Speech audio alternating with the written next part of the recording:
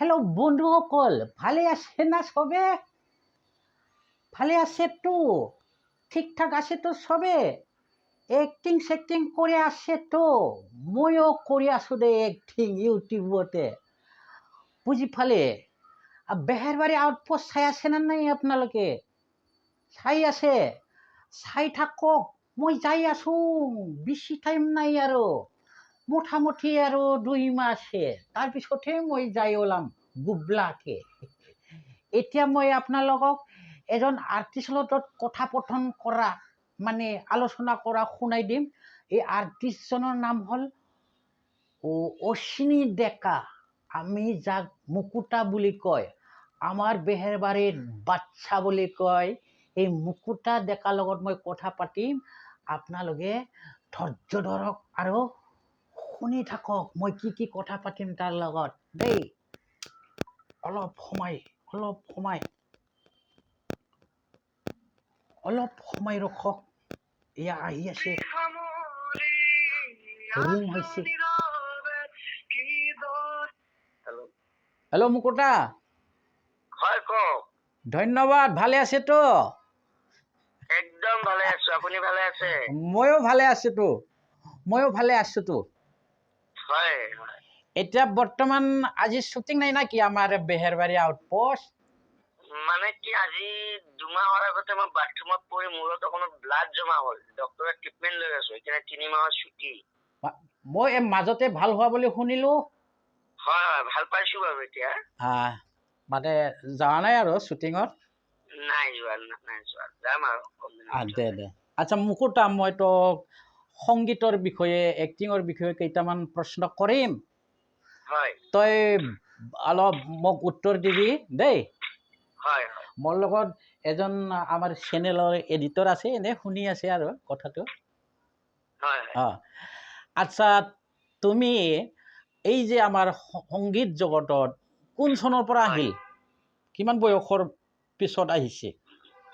মই আপোনাৰ সংগীত বুলি নকওঁ, কালচাৰেল লাইন। আপোনাৰ যেতিয়া মই মেট্ৰিক পৰীক্ষা দিছিলো সেই তেতিয়াৰ পৰা কালচাৰেল লাইনৰ লগত জড়িত মই। প্ৰথম ক'ত কি এক্টিং কৰিছিল কচোন মোক।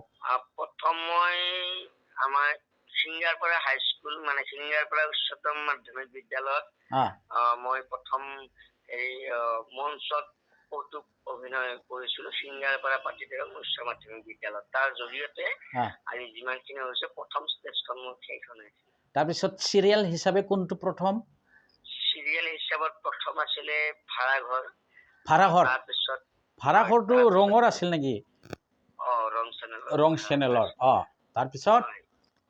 তাৰপিছত মই বেহৰবাৰী আহিলো আৰু তাৰে আগতে 2খন ফিল্মতো অভিনয় কৰিছিলো, হিয়া দিবা কাক বুলি। হিয়া দিবা কাক? হয়, ৰাজীৱ বৰাৰ পৰিচালনাৰে হিয়া দিবা কাক। আৰু তাৰ পিছত কৰিছিলো বেহৰবাৰীত জইন কৰাৰ পিছত কৰিছিলো কোঁৱৰপুৰৰ কোঁৱৰ। এইটো ফিল্ম ৰাজেশ ভূঞাৰ পৰিচালনাৰে। আৰু এলবাম চেলবাম কৰা বুলি শুনি আছো, দেখা পাই আছো। গান কেইবাটাও কৰিছো, ভিতৰত মোটামুটি বহুত কেইটা কৰিছো। তাৰপিছত ৰাকেশ ৰিয়ানা বাজাজ স্কুটাৰ বা আপোনাৰ উৎপলদাৰ লগত এটা কৰিছিলো মণ্ডলৰ পুতেক। ঠিক তেনেকুৱাকে প্ৰতিটো গান মনত নাই বাৰু, তথাপিতো কেইবাটাও গানত মানে কি ভুমুকি মাৰিবৰ কাৰণে সক্ষম হৈছো। এটা গান মানে মানুহে খুব ভাল পাইছে তোৰ, এই যে কি গাঁওবুঢ়া না কি হৈছিল? হয় মণ্ডলৰ পুতেক। মণ্ডলৰ পুতেক এইটো খুব ভাল হৈছে, চাই মজা লাগে। তাৰপিছত তো বেহাৰবাৰীত মোটামুটি কেইবছৰমান হ'ল? বেহৰবাৰীত এতিয়া মোৰ 7 বছৰ ৰানিং। হয় মোতকৈ আগত আহিছা তই? হয় মোৰ 6 বছৰ হ'ল বাৰু। অভিনয় জগতত আপুনি আগত, কিন্তু বেহৰবাৰীত পিছত হয়তো মই আগত বেহাৰবাৰীত তই মোতকৈ 1 বছৰ আগত। তাৰপিছত মই এটা একাডেমি খোলা বুলি শুনছো বাইহাটা চাৰিআলিত। Assam drama and mime academy অভিনয় স্কুল। তাত মানে মোৰ উদ্দেশ্যটো আছিল যে মই যেনেকুৱাকে আগবাঢ়ি গৈছো ঠিক তেনেকুৱাকে মোৰ লগত আৰু 10জন আগবাঢ়ি যাওক, 10জন আগবাঢ়ি গৈ আমাৰ এই অঞ্চলটোৰ সুনাম কঢ়িয়াই আনক, তাৰে উদ্দেশ্যেৰে Phaylaw আসাম ৰামায়ণ মায়ন একাডেমী এখন পঢ়ি এতিয়া ছাত্ৰ ছাত্ৰী ঢেৰ আছে আছে, কিন্তু লকডাউন কাৰণে বন্ধ আছিলে, এতিয়া আকৌ অপেনিং হ'ব, আকৌ খুলি দিলে। হয় হয়। বৰ্তমান কিমানজন মান আছে জানে না? বৰ্তমান বেছি নাই, এই আগৰ বেটৰ যি 55 জন আছে এতিয়া এজনে আছে। 55 কম নহয়, 55টো কম নহয়। হয় হয়। বহুত ছাত্ৰ হয় না? হয় হয় হয় হয়। তাৰপিছত আৰু কি ইচ্ছা আছে লাইফত, আৰু কি ইচ্ছা আছে? ইচ্ছা আছে এতিয়া যেনেকুৱাকে আছো ঠিক তেনেকুৱা অনাগত দিনবিলাক মাজত হাঁহি হাঁহি এই পৃথিৱীৰ পৰা বিদায় মাৰিব পৰা মানুহক সদায় বহুৱাই থাকিব পাৰো। সেইটো আৰু ফিল্ম চিলিমটো কৰি থাকিবি। হয় হয়। যদি তোৰ মাতটো অলপ ভালকে শুনা নাই দেই, নেটৱৰ্ক। হা? পালো পাইছো এতিয়া পাইছো। তে ক। ভৱিষ্যতে এনেকুৱাকে সদায় হাঁহি আহিম, এনেকুৱাকে থাকিব। আচ্ছা বঢ়িয়া। মই এতিয়া প্ৰাইভেট কথা এটা সোধো। হয়। এইটো যদি পাৰে, তোৰ ইচ্ছা আছে উত্তৰটো দিবি, নিদিলে হাঁহি দিলে হ'ল দেই। আচ্ছা প্ৰেমত পৰিল না নাই তই?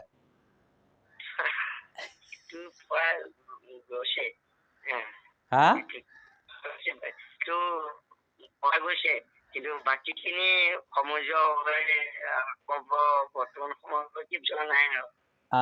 মানে সমজুৱা নাই, প্ৰেমটো চলি আছে। হয় হয়। মানে বিয়াটো কৰিব পৰা নাই, তাৰিখ মিলা নাই, নহয় জানো? হয় হয়। ঠিক আছে, তাৰিখটো মিলিলে আৰু ঘৰৰ পৰা 100% পাৰ্মিশ্যন পালে আমি দুটাই ছোৱালীটোক চাব যাম। হ'ব? হেল্ল', নেটৱৰ্কটো বেয়া।